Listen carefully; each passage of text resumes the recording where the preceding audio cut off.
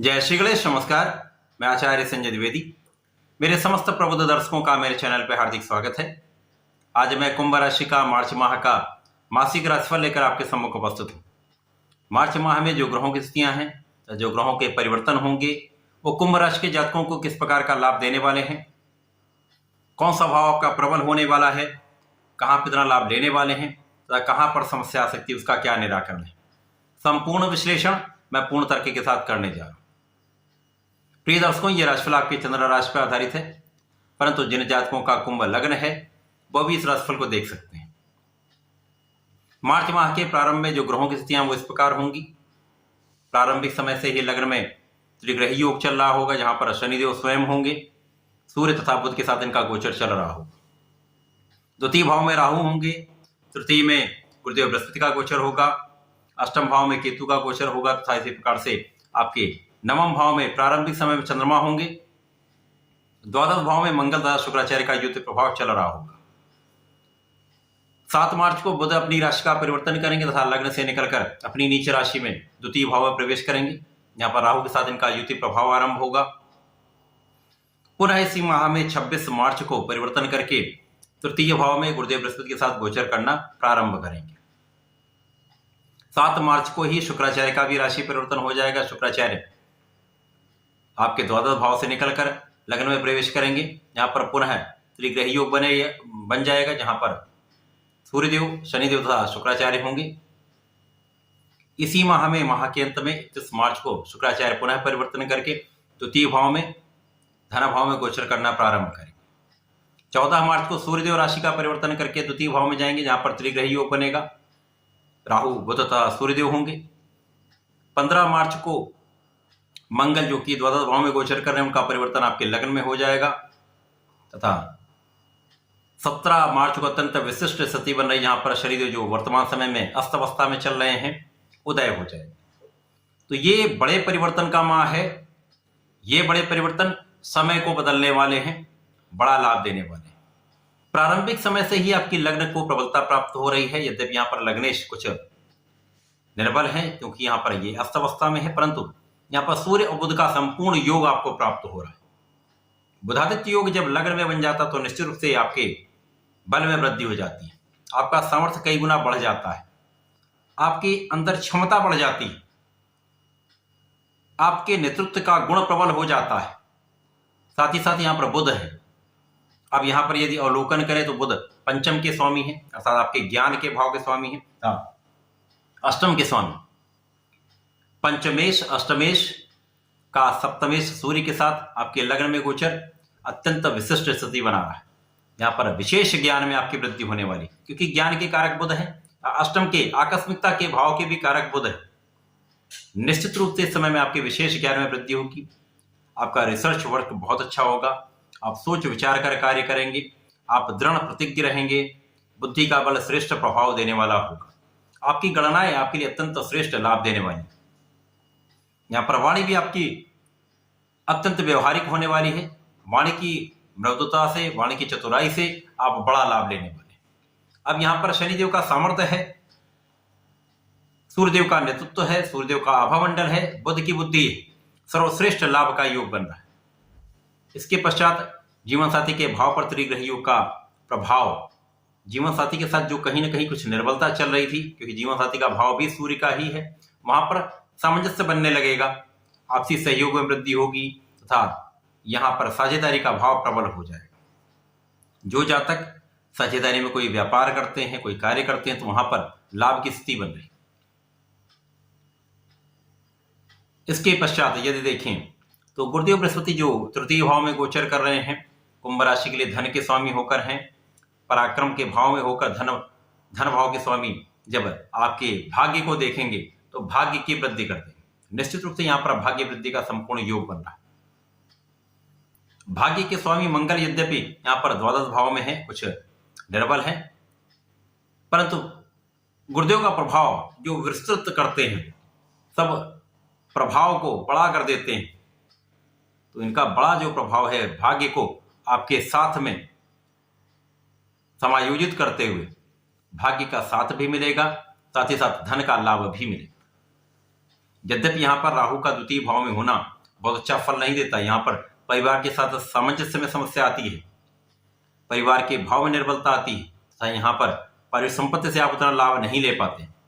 साथ ही साथ यहाँ पर वाणी आपकी कटाक्ष वाली हो जाती है। वाणी की कठोरता से, वाणी के व्यंग्यात्मक भाव से परिवार के बीच में सहयोग में समस्या आती है। आपको कुछ बाहरी खाने पीने से बचना होगा क्योंकि यहाँ पर पेट से संबंधित कुछ समस्याएं हो सकती हैं। विशेष रूप से वे जातक जो किसी प्रकार के कोई एडिक्शन में है, व्यसन में है, उन जातकों को इन व्यसनों से संपूर्ण रूप से दूरी बना लेनी चाहिए, बचना चाहिए। तो ये समय आपको बहुत सारे कष्टों से बचाने वाला, समस्याओं से बचाने वाला है। अब मंगल जो कि यहाँ पर यदि हम देखें तो पराक्रमेश है तथा आपके कर्म क्षेत्र के स्वामी, कर्म तथा पराक्रम के स्वामी द्वादश भाव में है तथा तात्कालिक रूप से यहाँ पर मांगलिक दोष पर बन रहा है, परंतु यहाँ पर शुक्राचार्य के साथ में है। शुक्राचार्य जो यहाँ पर आपके सुख तथा भाग्य के स्वामी, सुखेश भाग्येश के साथ कर्मेश पराक्रमेश का गोचर चल रहा है। तात्कालिक रूप से यहाँ पर मांगलिक दोष है, परंतु शुक्राचार्य का प्रभाव द्वादश भाव में एक अच्छा प्राप्त होता है, जहाँ पर जीवन साथी के साथ बड़ी समस्या नहीं आने वाली है। आपसी प्रेम में वृद्धि होगी, प्रेम संबंध आपके अच्छे रहेंगे। यहाँ पर भोग विलास की अधिकता हो सकती है, जहाँ पर आपको नियंत्रण करना होगा। यहाँ पर आपके सुखों में वृद्धि का संपूर्ण योग दिखता है, परंतु भाग्य का भी साथ उतना नहीं मिल पाएगा जितना मिलना चाहिए, क्योंकि यहाँ पर द्वादश भाव का प्रभाव है।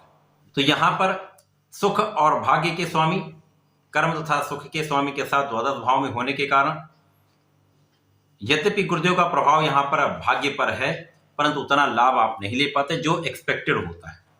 जितने लाभ की संभावना होती उतना संभव लाभ नहीं मिल पाता। परंतु कार्यक्षेत्र में कोई बड़ी बाधा नहीं है, कार्यक्षेत्र में बड़ी समस्याएं नहीं है, क्योंकि शनिदेव जो लग्न के स्वामी होकर उनका प्रभाव भी कार्यक्षेत्र को प्रबल करने वाला है। इसके पश्चात जब पहला परिवर्तन बुध का होगा, बुध द्वितीय भाव में जाएंगे, जहां पर ये अपनी नीच राशि में प्रवेश करेंगे, राहु के साथ युति का प्रभाव होगा, तो निश्चित रूप से यहाँ पर आपको बहुत संयमित रहना होगा। अपनी वाणी पर संपूर्ण रूप से नियंत्रण रखना होगा। अब यहाँ पर पंचम अर्थात ज्ञान भाव के, शिक्षा के स्वामी, संतान पक्ष के स्वामी होकर आपके द्वितीय भाव में होंगे, राहु से प्रभावित होंगे। अष्टम पर इनकी दृष्टि का प्रभाव होगा, जहां पर इनका स्वयं का भाव है। यहाँ पर कुछ मौसम के रोग हो सकते हैं, एलर्जी की संभावना हो सकती है, स्किन के से संबंधित रोग हो सकते हैं, स्किन डिसऑर्डर्स की संभावना है। सबसे बड़ा यहाँ पर विवाद की संभावना बहुत होती है, क्योंकि यहाँ पर आपकी वाणी अत्यंत कठोर हो जाती है, वाणी में संयम नहीं होता है, जिसके कारण परिवार के बीच में भी एक अपयश का योग बनता है तथा अन्य जो लोग हैं उनसे भी विवाद का योग बन जाता है। तो यहाँ पर बहुत संयमित रखना होगा। जब तक सूर्यदेव का परिवर्तन द्वितीय भाव में नहीं होगा तब तक आपको बहुत संयम अपने आप में रखना होगा, सोच विचार कर बात करनी हो, क्योंकि यहाँ पर राहु के साथ जलदोष बन जाएगा, बुद्धि उतनी अच्छी कार्य नहीं करती है, सही निर्णय आप नहीं ले पाते, तो संभावना है यहाँ पर समस्या उत्पन्न हो सकती है। शुक्राचार्य का परिवर्तन जब लग्न में हो जाएगा तो निश्चित रूप से ये एक अच्छी स्थिति बन रही है, जहां पर अपने परम मित्र की राशि में उनके साथ में गोचर करना प्रारंभ करेंगे। अब यहाँ पर भाग्य के स्वामी की स्थिति बहुत अच्छी होने वाली है, जो सुखों के भी स्वामी है। सूर्यदेव के साथ जो सप्तम के स्वामी, इनके साथ जब ये गोचर प्रारंभ होगा तो जीवन साथी के साथ सामंजस्य बहुत अच्छा हो जाएगा, आपसी प्रेम में वृद्धि हो जाएगी, साझेदारी में बड़ा लाभ लेंगे, आपके ऐश्वर्य वैभव में वृद्धि होगी, आपका भाग्य यहाँ पर साथ देने लगेगा। गुरुदेव का प्रभाव भाग्य भाव पर है, भाग्य के स्वामी की स्थिति अत्यंत प्रबल हो चुकी है, जिसके कारण ये समय आपके भाग्य का संपूर्ण साथ आपको मिलेगा। तो जो अवरुद्ध कार्य हैं या जो कहीं समस्याएं आ रही, आपके भाग्य का कारण उन समस्याओं का निराकरण होने लगे। अब उसके पश्चात जब सूर्यदेव द्वितीय भाव में जाएंगे तो जो वाणी की कठोरता आ रही है अथवा जो वाणी से समस्याएं उत्पन्न हो रही, विवाद हो रहे हैं, उन पर नियंत्रण हो जाए। परंतु यहाँ पर सोच विचार कर तो आपको बोलना ही होगा, क्योंकि यहाँ पर सूर्यदेव भी ग्रहण दोष में आएंगे।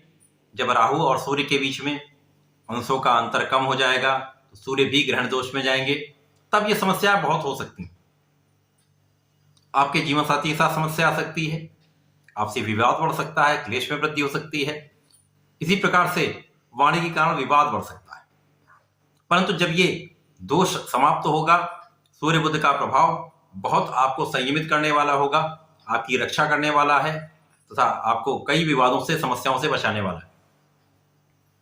17 मार्च को अत्यंत विशिष्ट स्थिति होगी जब शनिदेव उदय होंगे, सूर्य के प्रभाव से मुक्त हो जाएंगे तो अपना संपूर्ण प्रभाव दे पाएंगे।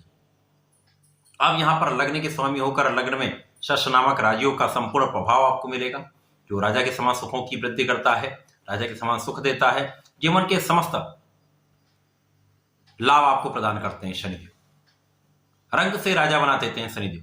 तो शनिदेव की अत्यंत प्रबल स्थिति आपको बहुत सामर्थ्यवान बनाने वाले हैं। यहाँ पर शुक्राचार्य के साथ महासंयोग, महाऐश्वर्य का योग बनाने वाला है, महाभाग्य का योग बनाने वाला है तथा महालाभ का योग बनाने वाला है। अब आपका कार्यक्षेत्र भी अत्यंत प्रबल यहाँ पर प्रारंभ हो जाएगा, क्योंकि यहाँ पर मंगल का भी परिवर्तन 15 मार्च को आपके लग्न में हो जाएगा, जिसके कारण कर्मेश के साथ भाग्येश का गोचर लग्नेश के साथ अत्यंत प्रबल स्थिति हो जाएगी। तो कार्यक्षेत्र सर्वश्रेष्ठ आपको लाभ देने वाला होगा, संपूर्ण सफलता मिलेगी, यहां पर आपके सहयोग में वृद्धि हो जाएगी।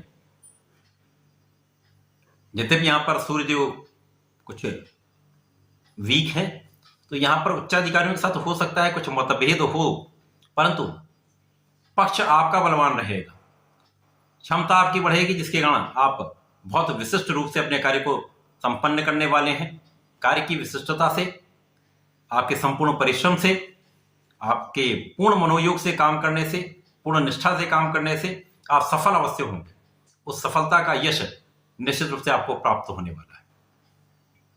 जब बुध यहां से राशि परिवर्तन कर जाएंगे, आपके तृतीय भाव में पहुंचेंगे, जहां पर गुरुदेव के साथ इनकी युति का प्रभाव आरंभ होगा। अब यहां पर स्थितियां परिवर्तित होना प्रारंभ हो जाएंगी।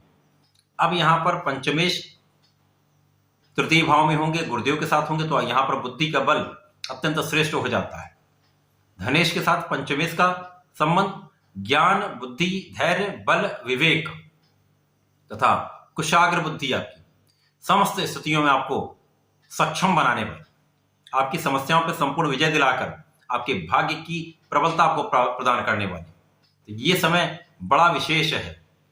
कुछ समय का जो बीच में समस्याएं आई हैं, लगभग ये 20 दिन का जो समय था, वो कुछ अप डाउन देगा, परंतु उसमें विशेष रूप से जो 5-6 दिन यहाँ पर शनिदेव भी अस्त अवस्था में होंगे, मंगल भी द्वादश में होंगे, तब तक समस्याएं कुछ कार्यक्षेत्र में भी बनी रहेंगी, परंतु उसके बाद स्थितियां बदलने लगेंगी, समय परिवर्तित होगा, बड़ा लाभ देने वाला है। शुक्राचार्य भी परिवर्तित होकर द्वितीय भाव में जाएंगे। अब यहाँ पर एक दिन के लिए इनका परिवर्तन होगा, राहु के साथ योग बनेगा, जहां पर सूर्य, शुक्र और राहु होंगे। तो यहां पर विशेष रूप से आपको अपने संपूर्ण व्यसन पर नियंत्रण रखना होगा, खाने पीने पर संपूर्ण नियंत्रण रखना होगा, अपनी लाइफस्टाइल को चेंज करना होगा, योगा प्राणायाम बढ़ाना होगा, तब ये समय आपके लिए विशेष रहने वाला है। तो ये मार्च माह कुंभ राशि के लिए एक बड़ा परिवर्तन का माह है, जो आपको विशेष रूप से बड़े लाभ देने वाला है, परंतु कुछ चीजों में आपको सावधानी भी रखनी होगी। यदि आप सावधानी रखकर कार्य करते हैं तो ये समय आपको इस माह में एक अच्छा लाभ देने वाला है, कार्यक्षेत्र की विशिष्टता देने वाला है, कार्यक्षेत्र में आपको स्पेसिफिक बनाने वाला है, बड़ा लाभ करा के आपको आगे बढ़ाने वाला है, बड़े अवसर प्रदान करने वाला है, बड़ा लाभ देने वाला, धन का विशेष लाभ देने वाला है। इस समय का आपको लाभ लेना चाहिए। कुंभ राशि के जातकों को नियमित रूप से भगवान भोलेनाथ पर जलार्चन करना चाहिए। प्रत्येक शनिवार को काले तिल का अर्पण करना चाहिए तथा ओम नमः शिवाय का कम से कम 1 माला का जप कर लेना चाहिए। यदि वहीं रहकर जप कर लेंगे तो श्रेष्ठ लाभ मिलेगा। तो ऐसा करके इसका लाभ लें। धन्यवाद, नमस्कार।